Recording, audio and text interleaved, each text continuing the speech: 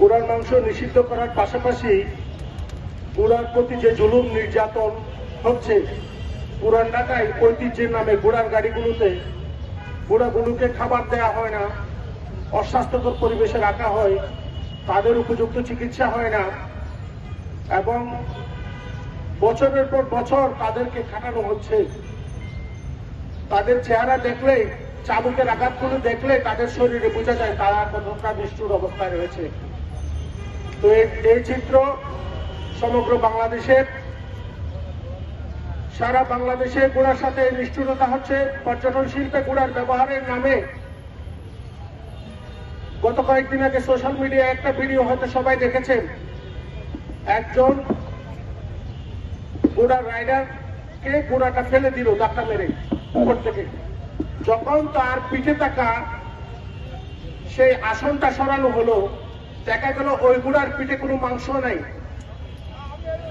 মৃত প্রায় ঘোড়াটার হাড়টির উপরে এই আসনটি বসানো হয়েছিল। এই প্রাণীদের উপরে টর্চারের যে ধরনটা, সেটা দিন দিন বদলাচ্ছে, নতুন প্রাণী যোগ হচ্ছে।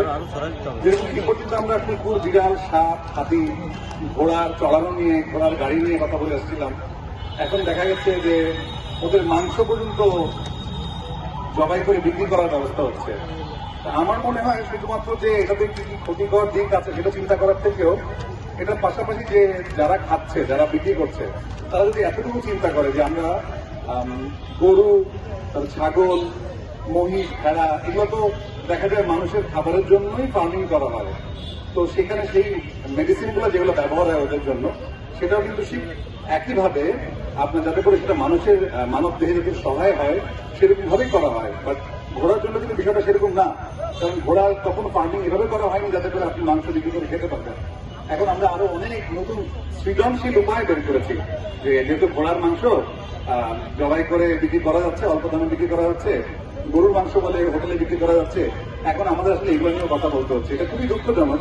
আমরা কিছুদিন পরপরই খুব অল্প কিছু মানুষ এতদিকে আসলে কাজ করার মতো সুযোগ হয়ে ওঠে না, কিন্তু খুবই দুঃখজনক যে হচ্ছে যে আমরা কিছুদিন পরপর একই জায়গাতে বিভিন্ন রকম সমস্যা নিয়ে জড়ো হতে হয়। আমার মনে হয়